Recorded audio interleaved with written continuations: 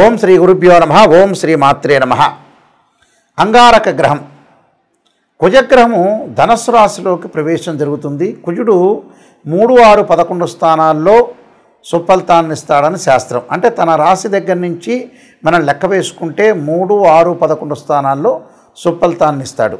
December 7వ తారీఖున రాత్రి 8:17 నుంచి మూలా నక్షత్రంలోకి కుజుడి యొక్క ప్రవేశంతో కుజుడు ధనస్సు రాశిలో ప్రవేశం జరుగుతుంది. ఎప్పటి వరకు ఉంటుంది? జనవరి 16వ తారీఖున తెల్లవారుజాము 4:28 వరకు ఉంటుంది. చాలా రోజుల తర్వాత, అంటే సంవత్సర కాలం తర్వాత కుజుడు తన మిత్రక్షేత్రమైన ధనస్సు రాశిలో గురుక్షేత్రంలో ప్రవేశం జరుగుతుంది. ఈ ప్రవేశంలో ఎలాంటి ఫలితాలు జరగబోతున్నాయి? అసలు కుజుడి యొక్క కారకత్వాలు ఏమిటి?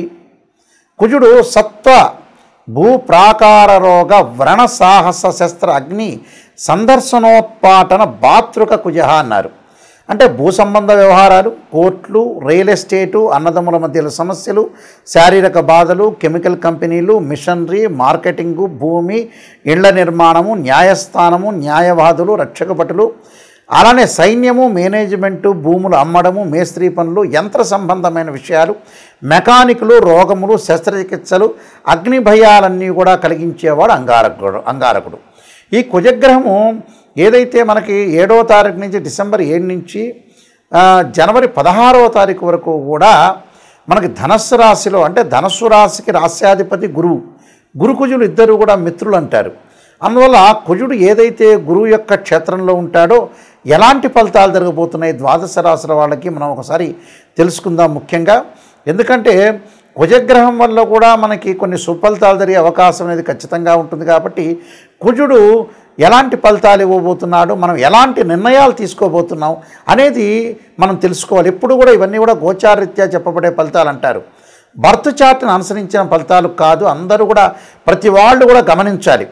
అసలు what is the difference between transit and birth chart అంటే, బర్త్ చార్ట్ అంటే ఏంటంటే లగ్నాన్ని అనుసరించి చెప్పబడేవి.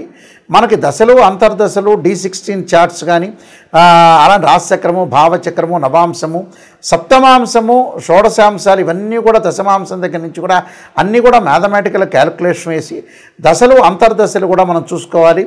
అలానే కుజుడు కూడా ఎక్కడున్నాడు అంటే ఇప్పుడు ఈ సమయంలో మనం పుట్టిన వాళ్ళకు కూడా కుజదోషాలు ఉన్నాయా లేదా కూడా మనం తెలుసుకోవచ్చు. అంటే బర్త్ చార్ట్ని అనుసరించి ఇక్కడ బర్త్ చార్ట్ అంటే ఏంటంటే ఒక చెట్టు ఉంటుంది. ఆ చెట్టు కింద వేళ్ళు ఉంటాయి. వేళ్ళు బలంగా ఉంటేనే ఆ చెట్టు అనేది బాగుంటుందని మనకు తెలుసు. అయితే ఇక్కడ చెట్టు వేళ్ళు అనేది ఏమిటంటే బర్త్ చార్ట్ కింద వేళ్ళు ఉంటాయి, పైన కాడు ఉంటుంది, కాడకి మళ్ళీ కొమ్మలు ఉంటాయి, ఆ కొమ్మలకి మళ్ళీ ఆకులు వస్తుంటాయి. ఆకులు ఎలా వస్తుంది? మనకు రైన్ సీజన్లో వస్తుంది, వింటర్ సీజన్లో అలానే ఉంటాయి, సమ్మర్ సీజన్లో రాలిపోతుంది. అదే గోచారం అంటారు. బర్త్ చార్ట్కి గోచారానికి చాలా డిఫరెన్స్ ఉంటుంది. చాలామంది కూడా ప్రేక్షకులు గమనించాలి. చాలామంది కూడా ఈ విషయం, బర్త్ చార్ట్ ఎప్పుడు కూడా 80% ఉంటే గోచారం 20% మాత్రం ఉంటుంది, సపోర్ట్ ఉంటుంది. చాలామంది కూడా మాకు జరగలేదండి అని కామెంట్లు పెట్టొద్దండి. ఎందుకంటే తెలుసుకోండి, అవగాహన తెలుసుకోండి. ప్రేక్షకులందరూ కూడా అవగాహన తెలుసుకొని ముందుకు వెళ్ళాలి. ఎందుకు గోచారం పరంగా చెబుతున్నాను 20% సపోర్ట్ అంటే, మనం ఎంత కృషి చేసినా ఆవగిందంత అదృష్టం అనేది ఉండాలి. వితిన్ సెకండ్లో మన లైఫ్ మారిపోయే అవకాశం ఉన్న ట్రాన్సిట్ సిస్టమ్ అంటారు. అంటే వితిన్ సెకండ్లో మనకి ఏదైతే గ్రహాలు మారుతున్నాయో అదే గోచారం అంటారు. కాబట్టి గోచారాన్ని కూడా తెలుసుకోవాలి. 80% బర్త్ చార్ట్ ఉంటే గోచారం అనే 20% సపోర్ట్గా ఉంటుంది. అందువల్ల చాలామంది కూడా ఆలోచన చేస్తున్నారు ఏమిటంటే, మేషరాశి వాళ్ళందరికీ ఇలానే జరుగుతుందని ఆలోచన చేయొద్దండి. బర్త్ చార్ట్ వేరు, ట్రాన్సిట్ సిస్టమ్ వేరు. ఇలాంటి విషయాలన్నీ కూడా మీరు క్లియర్గా తెలుసుకొని ముందుకు వెళ్ళండి. ధనస్సు రాశి వాళ్ళకి కుజుడి యొక్క ప్రభావం ఏ విధంగా ఉండబోతుంది? ధనస్సు రాశి అంటే వ్యయాధిపతి, పంచమాధిపతి అయిన కుజుడు ఏదైతే జన్మరాశిలో ఉండటం వల్ల వాళ్ళకి ఎలాంటి ఫలితాలు జరుగుతాయి అంటే, జ్వరం ఖడ్గవ్రణం, అంటే జ్వరము ఖడ్గవ్రణము, చైవ భార్య బంధు విరోధకృత్ అంటారు. అలానే చంద్రరాశి గతే భౌమే యక్షరాక్షస పీడితం అంటారు. అంటే జన్మరాశి యందు ఉండటం వల్ల జ్వరాలు, ఆరోగ్యపరంగా గాయాలు, అలానే ఏదైతే వ్రణములు, పుండ్లు, అలానే బాధపడటం, బంధు విరోధాలు, కుటుంబ కలహాలు, దుర్మార్గమైన పనులు చేయకుండా చూసుకోండి. అంటే శరీరంలో వ్యాధులు వచ్చే అవకాశం ఉంటుంది. భార్యాబిడ్డల్లో విరోధాలు రాకుండా చూసుకోవాలి. ఆకస్మిక ప్రయాణాలు చేసేటప్పుడు కూడా బహుజాగ్రత్తగా ఉండాలి. జ్వరం రాకుండా చూసుకోండి. బాగా టైర్డ్ కాకుండా చూసుకోండి. కొంత ప్రశాంతంగా ఉండండి, కూల్గా ఉండండి. కొంత పని చేసి వచ్చి జాగ్రత్త, ప్రశాంతంగా నిద్రపోండి. బంధుమిత్రులతో కొంత జాగ్రత్త ఉండాలి. ప్రయాణాలు తగ్గించండి. అలానే విరోధ భావాలు తగ్గించండి. ఆరోగ్యం పట్ల శ్రద్ధ పెడితే చాలా మంచిది. ఒకవేళ భార్య ఒక మాట అన్నా, భర్త ఒక మాట అన్నా సర్దుకుపోండి. మనం బయట వాళ్ళు తిరిగితే సర్దుకుపోతుంటాం కదా సహజంగా. భార్యాభర్తల మధ్యలో డిఫరెన్స్ ఆఫ్ ఒపీనియన్స్ రాకుండా మ్యూచువల్ అండర్స్టాండింగ్లో ఉండటం ఇంపార్టెంట్. అలా శరీరంపై కురుపులు ఇలాంటివన్నీ కూడా రాకుండా జాగ్రత్త పడటం చాలా మంచిది. అంటే ఇవన్నీ కూడా చాలా ఇంపార్టెంట్ పనులు. అంటే అంగారకుడు ద్వారా వచ్చే, కారకత్వం ద్వారా వచ్చే ఫలితాలు ఏ విధంగా ఉంటాయో ఈ విధంగా నేను చెబుతున్నాను. ఇవన్నీ కూడా గోచారరీత్యా చెప్పబడే ఫలితాలు కాబట్టి చాలా జాగ్రత్తగా ఉండండి. ఆకస్మికంగా ప్రయాణాలు చేసేటప్పుడు కూడా కొంత జాగ్రత్తగా ఉండి ముందుకెళ్తే మీకు తప్పకుండా మంచి జరిగే అవకాశాలు ఎక్కువ ఉంటాయి. ఎందుకంటే అంగారకుడి యొక్క ప్రభావం అనేది అలా ఉంటుంది. అంటే రుణాల విషయంలో కూడా కొంత జాగ్రత్తగా ఉండండి. బాకీల వాళ్ళు వచ్చి గొడవ చేసే స్థితి అనేది రాకుండా చూసుకోవడం చాలా ఇంపార్టెంట్. అంటే ఇలాంటివన్నీ కూడా మీరు తెలుసుకొని ముందుకు వెళ్ళాలి.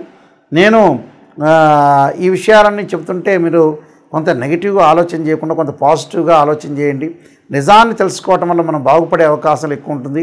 ఎప్పుడూ తనను మోసం చేసుకోవటం వల్ల మనమే మోసం చేసుకున్న వాళ్ళం అవుతాం. కాబట్టి జాగ్రత్తగా ఆలోచన చేసి ముందుకు వెళ్ళండి. నేను కొన్ని పరిహారాలని చెప్పబోతున్నా. ఆ పరిహారాలు మీరు పాటించండి. మీకు మంచి జరిగే అవకాశం ఖచ్చితంగా ఉంటుంది.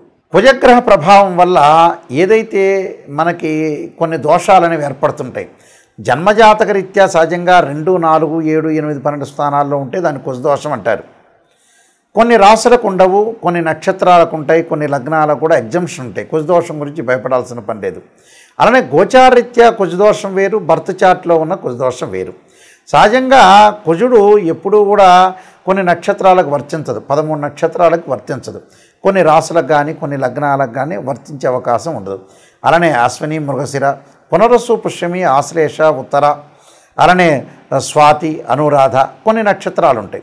ఆ నక్షత్రాలకి పూర్వాషాఢ, ఉత్తరాషాఢ, శ్రవణము, అలానే ముఖ్యంగా రేవతి నక్షత్రము, ఉత్తరాభాద్ర నక్షత్రం 13 నక్షత్రాలకు కుజదోషం వర్తించదు. కొన్ని రాసుల్లో ఉన్న వాళ్ళకి కొన్ని లగ్నాల్లో ఉన్న వాళ్ళకి కూడా కుజదోషం వర్తించదు. సహజంగా ఎలా ఉంటుందనంటే మిథున కన్య రాశుల్లో జన్మించిన వాళ్ళకి కానీ మిథున కన్య లగ్నాల్లో జన్మించిన వాళ్ళకి కానీ కుజుడు 2వ స్థానంలో ఉంటే దోషం అనేది ఉండదు. అలానే మేషవృచ్చిక రాశుల్లో జన్మించిన వాళ్ళకి కానీ మేషవృచ్చిక లగ్నాల్లో జన్మించిన వాళ్ళకి కానీ కుజదోషం 4వ స్థానంలో ఉంటే కుజదోషం అనేది వర్తించదు. మకర కర్కాటక లగ్నాల్లో కానీ మకర కర్కాటక రాశుల్లో జన్మించిన వాళ్ళకి 7వ స్థానంలో కుజదోషం వర్తించదు. అలానే మీన లగ్నాల్లో కానీ ధనస్సు, మీన రాశుల్లో జన్మించిన వాళ్ళకు కూడా 8వ స్థానంలో కుజదోషం అనేది వర్తించదు. ఎగ్జంప్షన్ అని అర్థం. అలానే తుల వృషభ రాశుల్లో జన్మించిన వాళ్ళకి తుల వృషభ రాశుల్లో కానీ లగ్నాల్లో జన్మించిన వాళ్ళకు కూడా 12వ స్థానంలో కుజదోషం వర్తించదు. కుజుడు గురువుతో కలిసినా కూడా కుజదోషం వర్తించదు. అయితే కుజుడు యొక్క దోషం ఉన్న వ్యక్తులు గోచారరీత్యా కానీ భర్త చార్టు రీత్యా కూడా కుజదోషం ఉంటే వాళ్ళు తప్పకుండా అంగారక పాశుపతాస్త్ర రుద్రాభిషేకం, ధరణీగర్భ సంభూతం విద్యుత్కాంతి సమప్రభం కుమారశక్తి అస్తంచ మంగళం ప్రణమామ్యం అనే మంత్రాన్ని, అలానే అంగారక అగ్నిశక్తి అస్తాయి ధీమే తన్నో భౌమ ప్రచోదయాత్ అనే మంత్రాన్ని, అంగారకుడి యొక్క జపము, అలానే అంగారక పాశుపతాస్త్ర రుద్రాభిషేకము, అంగారక పాశుపతాస్త్ర హోమము, అలానే సుబ్రహ్మణ్య స్వామి యొక్క ఆరాధన, సుబ్రహ్మణ్య స్వామి యొక్క అష్టకాన్ని చదువుకోవాలి.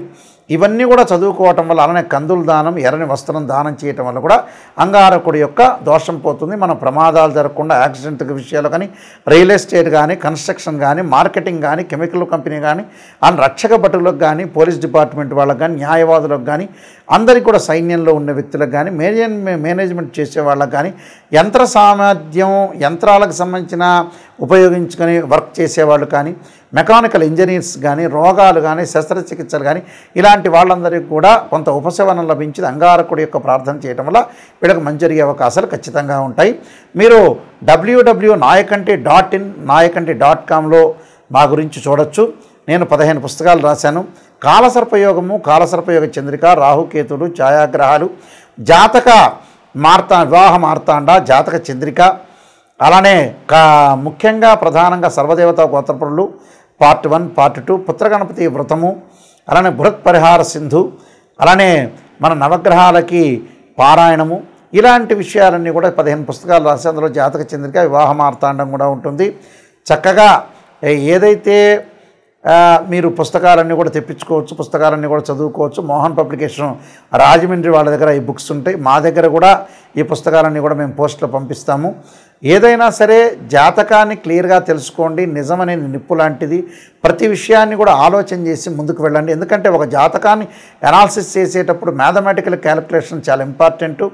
ఎందుకంటే చాలామంది కూడా ఏ పని చేయాలో అర్థం కాకుండా, నిజాన్ని తెలుసుకోలేకుండా చాలామంది అరకొరకు నాలెడ్జీ ఉన్న వ్యక్తుల్ని సంప్రదించడం వల్ల కొన్ని ప్రాబ్లమ్స్ వచ్చే అవకాశాలు ఎక్కువ ఉంటాయి. కాబట్టి తప్పకుండా మీరు మ్యాథమెటికల్ క్యాలిక్యులేషన్ చూడాలి.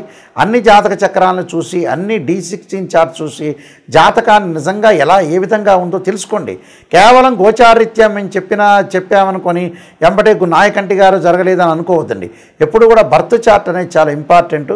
ఆ బర్త్ చార్ట్ని అనుసరించి మీరు ముందుకు వెళ్తే మీకు మంచి జరిగే అవకాశాలు ఖచ్చితంగా ఉంటాయి. కాబట్టి మీ అందరికీ కూడా అంగారకుడి యొక్క అనుగ్రహము, సుబ్రహ్మణ్య స్వామి యొక్క అనుగ్రహం ఉండాలని ఆశిస్తూ సర్వే జనా సుఖినో భవంతు.